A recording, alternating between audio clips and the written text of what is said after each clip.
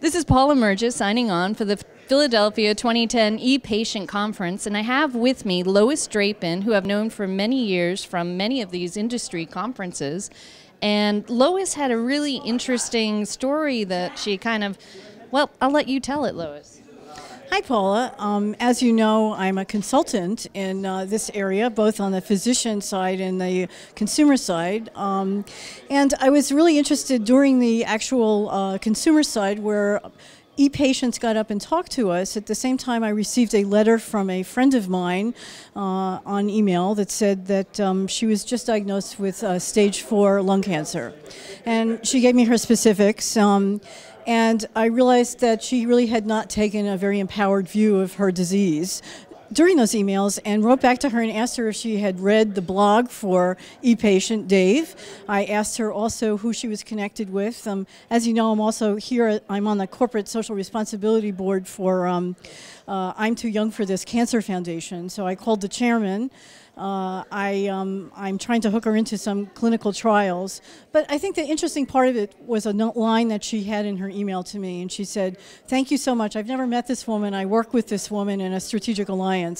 And she said, no one to date has given me anything but pity or love. No one has stepped up to help me, and I didn't know how to help myself. I have 3 young children, and I'm by myself.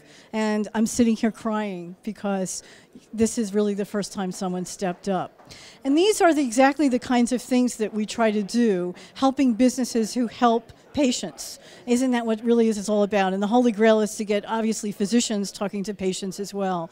But this really struck me because it happened here, and we're going to get her attached now and get her involved. And it was really a moving experience for me this morning. So you were multitasking. You were taking your emails while the lectures were going on. And Shame on me, yes.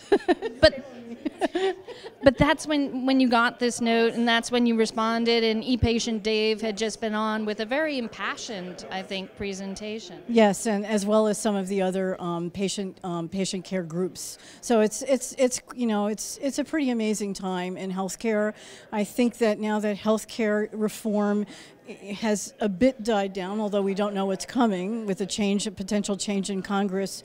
I think this is a good time for organizations to actually look at what they're doing both on the physician side and the consumer side to expedite the transparency of the healthcare system to patients and with patients and on behalf of patients, because after all, that's why we're in this business. We serve them. All right, well said, Lois. And this is Paula signing off, ePatients Philadelphia 2010.